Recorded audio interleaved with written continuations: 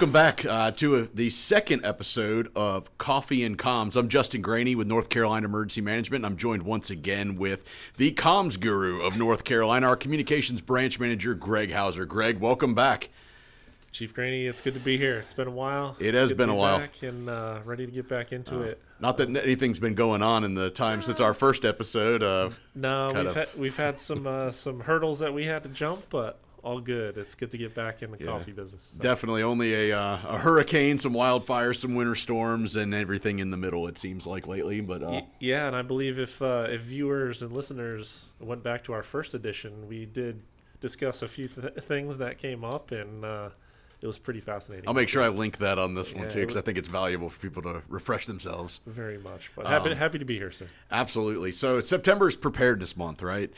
So we are pushing everything preparedness. We want to build resilient communities across the state. Perfect. A big component on that is in being prepared is having good comms plans in place, right? And having information. Our number one thing that we push is being informed. Yep. That is how you make decisions during any type of disaster, right? So what can people do to be informed? What are some of the simplest things that they can get good communications and good information to make decisions? Sure. Obviously, we have our listen to our local emergency management officials, right? You always want to have that venue or that opportunity working with your community members, your religious, faith-based, if you're part of a church or a group like that, starting to figure out those sources of information and how those trigger points are going to affect you as a family unit, because ultimately, we want to make sure we're taking in good information as a family so we can take care of ourselves first and then make really educated decisions based on what we think is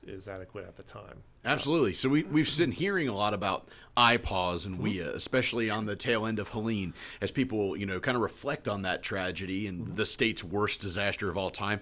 And what do those items mean, and why are they important to a North Carolinian living in any town in our state? Yeah. So, and I was once told, explain what you do without using an acronym.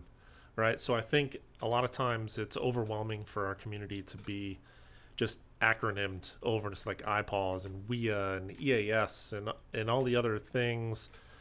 So it may be overwhelming or a little bit confusing.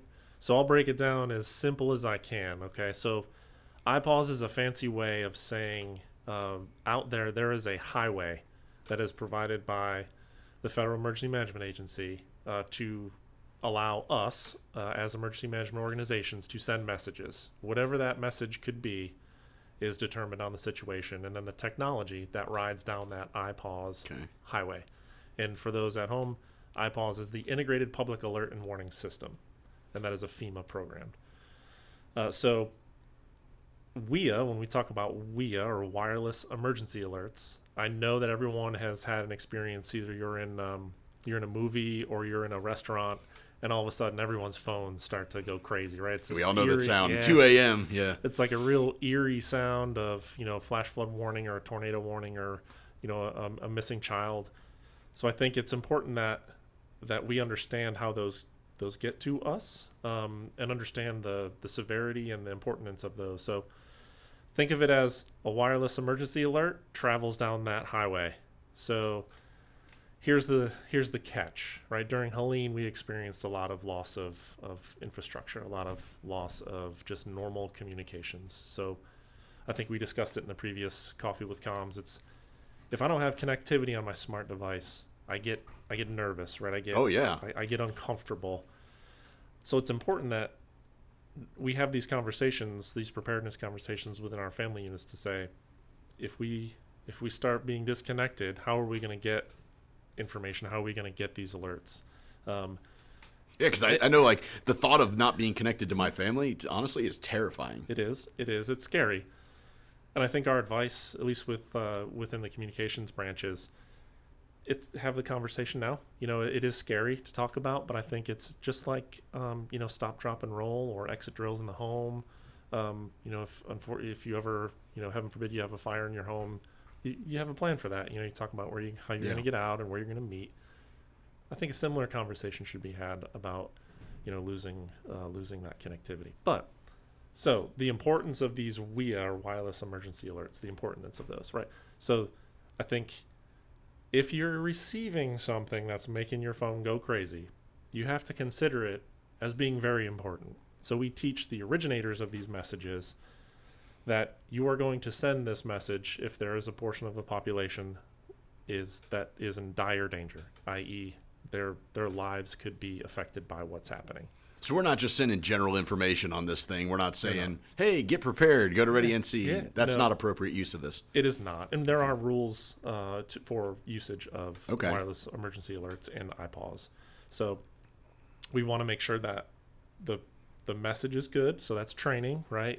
We've made some errors in the past, sending some really confusing messages, and we accept that feedback. Yeah. Or the alerting authorities at the county levels or tribal nation level, like they receive that feedback from their community, and we make it better the next time. We really try and dial in where we are trying to send these messages, so neighbor it down to the neighborhood or street level, and then what the impacts are going to be that we anticipate. So tornado is coming to your neighborhood, or floodwaters will be over the roof of your home. You need to leave now. And our goal is that citizens or folks watching or listening are going to take that direction, take that advice. Evacuate now for a wildfire. Go here. Bring your pet, and that rolls into the collaboration of emergency management. Is then there's that piece of we have to find places for pets and do that, all that type of Yeah. stuff. So Well, I know, I know I've heard people, even in my, my own family, like, yeah, that Amber Alert went out at 2 a.m., scared the heck out of me. Sure. But I also look at it as if that was my little girl that was unaccounted for, and I don't know where she is, I want everyone awake looking for her, right? So Yeah. I keep those on. Sure, and there's also a feeling of if we get, and you can see this in a restaurant when these things hit, right? Everyone looks at their phone, and then what usually happens, right? Everyone kind of looks around and they're like, I think I'm going to do my own little investigation on what really is happening. Please try and trust us if we're sending those messages, right? So, and again, I think it's important that if there is a message from a local emergency manager or an agency that's saying the dam is about to break and it's going to be flooded and you need to leave right now. You need to leave right now. And that goes back to the planning piece within your family. If family is separated and you receive one of these messages, enact your plan. Put the plan into effect and work those processes.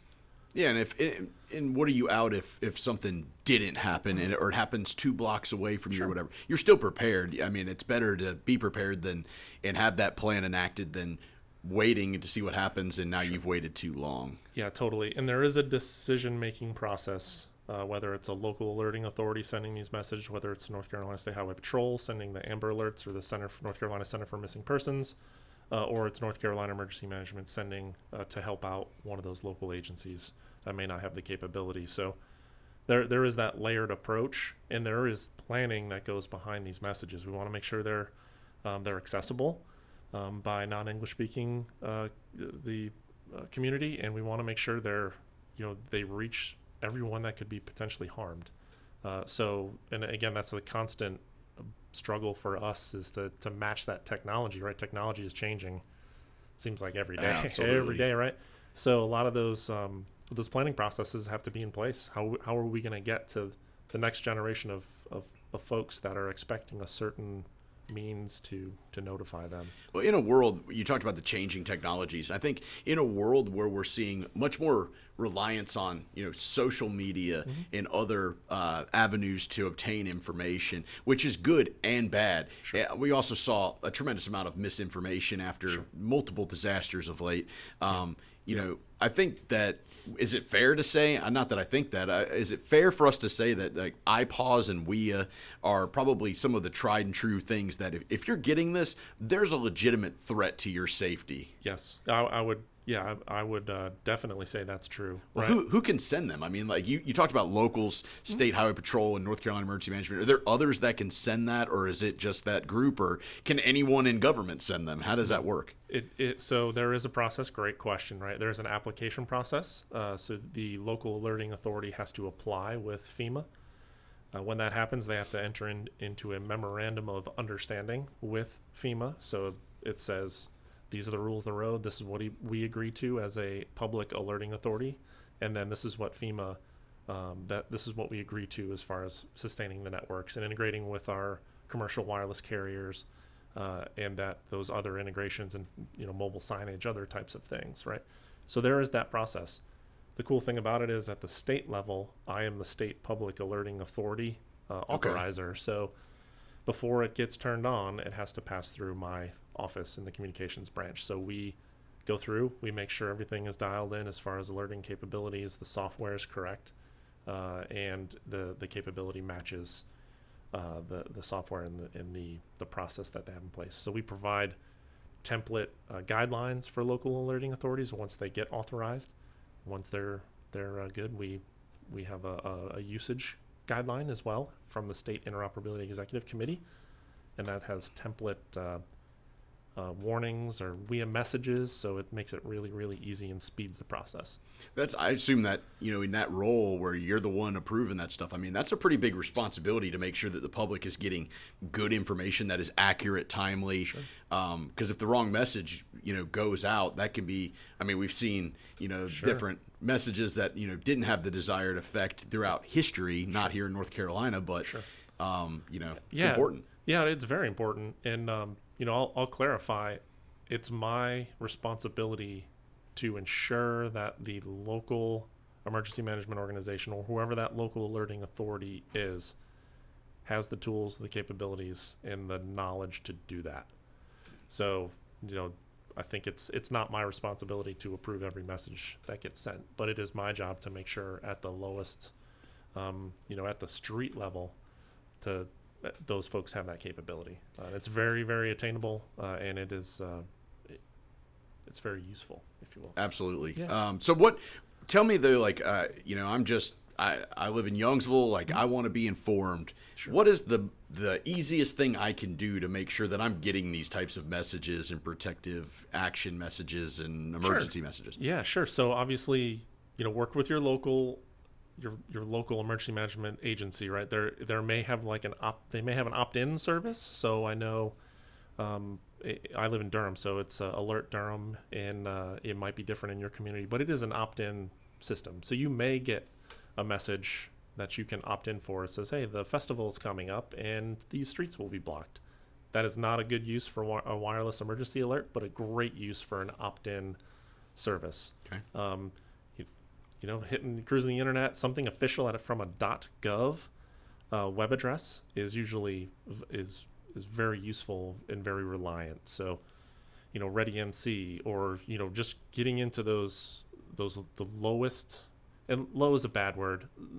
I don't insinuate like low being. Yeah, I get you. You know what I mean? Like there's local government, and then there's state government, and there's federal government processes to get information.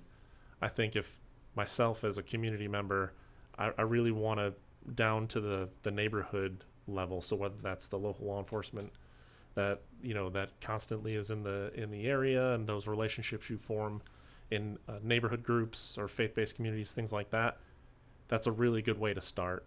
Then you can work with your local emergency management planners, coordinators, to be like, hey, if something happens, what advice would you have, or where can we get that good information?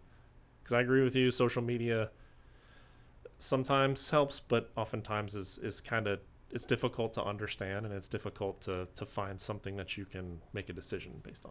Yeah, we're seeing a lot of AI generated things, Totally. quotes that haven't been said. Social media is great for a lot of things, connecting with family, sharing pictures, things like that. But I mean, when it comes to protective emergency actions, you want to make sure you're connected in with local, state, federal, Totally. emergency management agencies. Now, if I get a new phone, is it automatically turned on to receive wireless emergency alerts, or what do I need to do? Sure. So there's a setting you can go in and you can turn off certain alerts, wireless emergency alerts, if you'd like. But there's always one wireless emergency alert that you cannot turn off, and that's a presidential message. So way back in the 60s, the network, it was way before wireless, but emergency alert system messages, so EAS. And just for reference, those are those red, like the red bar that goes across Days of Our Lives in the afternoon. Gotta remember that growing up. Right? So sure. So you'd have that message that has that was the origination of iPods, and that still exists. And there is a group in North Carolina of broadcasters that's championed by the North Carolina Association of Broadcasters that manages that, right? So I think it's important that there is a place, there will always be a least common denominator.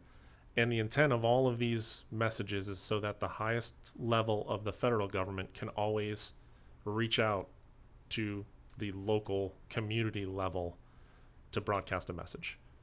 So that's the intent of the public alert and warning. Yeah. Sure. So I don't know when that would be applicable, because it's like you said, that's a lot to be made. We don't want to talk about potentials where the executive branch of our government is going to need to talk to the community level directly. But that might be a different Coffee with Comms segment of, if we are segmented similar to what we saw in communities in Western North Carolina, it's there should be a planning process there too, because again, all of these tools and highways and red scroller lines that go across TVs, it's all relying on critical infrastructure. And we saw, almost a complete devastation in certain areas of Western North Carolina where, you're getting no service on pretty much everything except for your AM radio in your car. So I want to touch on that. Yeah, certainly. I think that's a good thing, we can conclude on. Sure. So besides the fact, I don't want to miss the point there. You need to make sure that emergency alerts are enabled on your cellular device. Yeah, right? Yeah, well said. I talked around that a little bit. But so you can go in the settings in your phone, and if you're unsure, find a teenager and have them go through it. But you can get in there and you can turn off certain messages, Amber Alerts.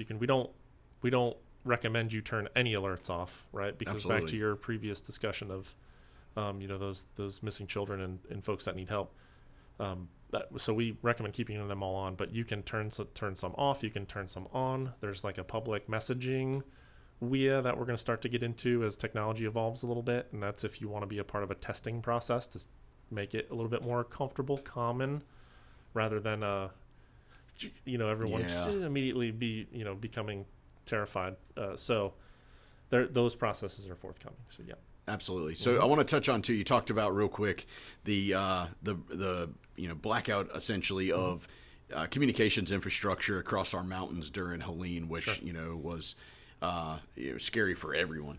But radio stations, particularly AM radio stations, and public radio stations that were out there, became a lifeline for a lot of North Carolinians across our mountains to get information every day. They could hear the press conference here in Raleigh with the governor. They could hear, information about recovery sites that were set up, and I think it's important, really, and you're the professional here, but I think it's important for people to, rely on radio. Yes. Make sure you can go outside. Don't sit in your garage and listen to the radio after a disaster. Be outside, away from your house in your car. But a lot of people don't have outside of their car, don't even have a radio anymore. Yeah, you're exactly right. And it's a very inexpensive option to put in your family kit, your readiness kit. A hand crank AM, FM receiver. It's a great add.